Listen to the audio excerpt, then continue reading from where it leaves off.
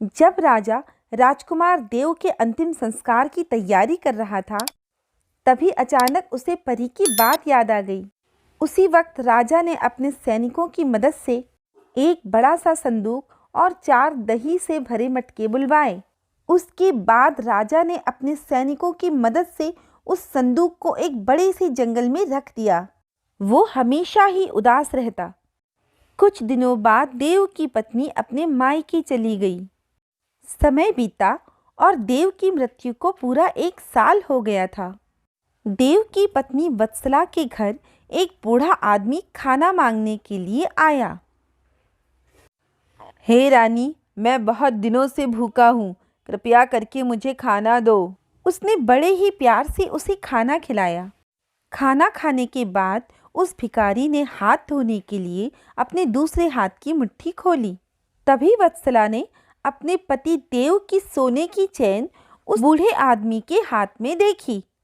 वत्सला ने तुरंत भिखारी से पूछा, आपको ये चैन कहाँ से मिली?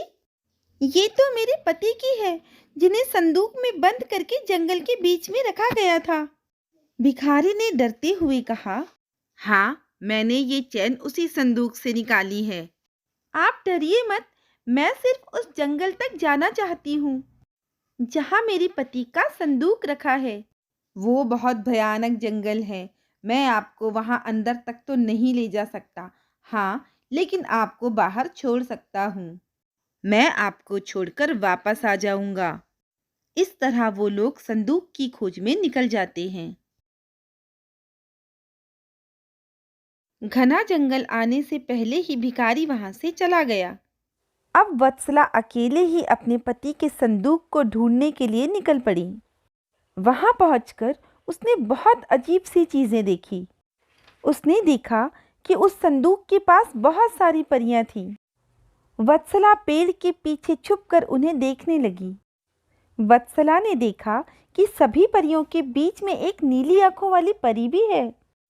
उस नीली आंखों वाली परी ने संदूक के ऊपर एक लकड़ी देव के सर के पास और एक पैरों के पास रखी। तभी देव जिंदा होकर बाहर निकल गया। परियों ने देव को मिठाई खिलाई और दोबारा संदूक के अंदर डालकर लकड़ियों की स्थिति बदल दी। रोज रात को नीली आंखों वाली परी देव को संदूक के बाहर निकालती और उसी तरह अंदर भेज देती। एक दिन वत्सला ने भी संदूक खोलकर नीली आंखों वाली परी की तरह ही लकड़ियों की स्थिति बदल दी। तभी देव संदूक से बाहर निकल आया। देव ने जैसे ही अपनी पत्नी को देखा, वो हैरान हो गया। देव कुछ बोल ही रहा था कि अचानक वत्सला बोल पड़ी, मैं आपको इस जंगल में इस स्थिति में रहने नहीं दूंगी। आप अभी मेरे साथ चलिए। देव ने वत्सला को समझाते हुए कहा, मैं नीली आंखों वाली परी के ही कारण इस दुनिया में आया हूँ। मैं उनकी आज्ञा के बिना कहीं नहीं जा सकता। तुम मेरे संदूक में रखा हुआ एक घड़ा लेकर अपने साथ मेरे राज्य चली जाओ। तुम वहाँ छुप कर रहना और तुम्हें 9 महीनों बाद एक पुत्र होगा, तब मैं तुमसे मिलने आऊँगा। अब तुम लकड़ी की स्थिति बदलकर मुझे पहले की तरह संदूक में जाने दो। वत्सला ने अपने पति के कहे अनुसार ही किया।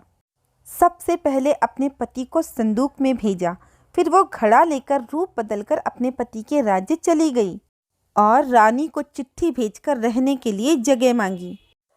जब रानी को पता चला कि वो गर्भवती है, तो रानी उसका ख्याल भी रखने लगी। जब वत्सला ने बच्चे को जन्म दे दिया, तो देव उससे मिलने के लिए आया। वो अपनी पत्नी और पुत्र से मिलकर जा ही रहा था कि रानी पास से ही गुजर रही थी। उन्होंने अपने बेटी को देखा और पहचान लिया। रानी ने कहा, बेटा, ये तुम्हारी पत्नी है और ये तुम्हारा पुत्र है। तुम जीवित हो, अब मैं तुम्हें कहीं नहीं जाने दूंगी। बेटा, अब हमें छोड़कर कहीं मत जाना। देव ने अपनी माँ को समझाते हुए कहा, माँ, मैं तुम्हारे साथ नहीं रह सकता, मुझे जाना ही पड़ेगा।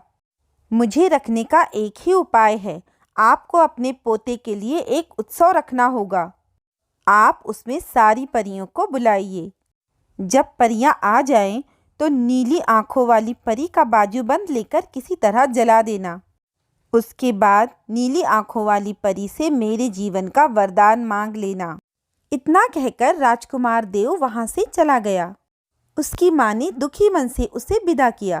कुछ दिनों बाद रानी मैत्री ने अपने बेटे के कहे अनुसार जश्न रखा और परियों को भी बुलाया। सभी जश्न में डूबे हुए थे। तभी नीली आंखों वाली परी ने बच्चे को देखकर उसे अपनी गोद में उठा लिया। तभी रानी मैत्री ने परी से कहा, देखिए ना, इसे आपका बाजूबंद कितना पसंद आ गया है। आप इसे दे दीजिए, ये थोड़ी देर खेलकर वापस कर देगा आपको। परी ने तुरंत अपना बाजूबंद उस बच्चे को दे दिया। रानी मैत्री इसी के इंतजार में थी। उसने सबसे नजरें बचाते हुए उस बाजूबंद को आग में डाल दिया।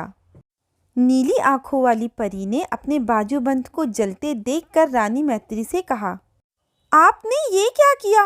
अब हम आपके बेटे को जंगल में नहीं रख पाएंगे। इसी बाजूबंद की वजह से हम उसे जंगल में रख पाते थे। आपने ये ठीक नहीं किया। ये सुनते ही रानी मैत्री ने परी से प्रार्थना की, आपकी ही कृपा से मुझे बेटा हुआ था। अब आपको ही कृपा करके मेरा बेटा लौटाना होगा। मैं आपसे अपने बेटे देव के जीवन की भीख मांगती हूँ। मेरा बेटा मुझे लौटा दो। ठीक है, आप लोग अपने बेटे को ले आइए। इस तरह सब ठीक हो जाता है।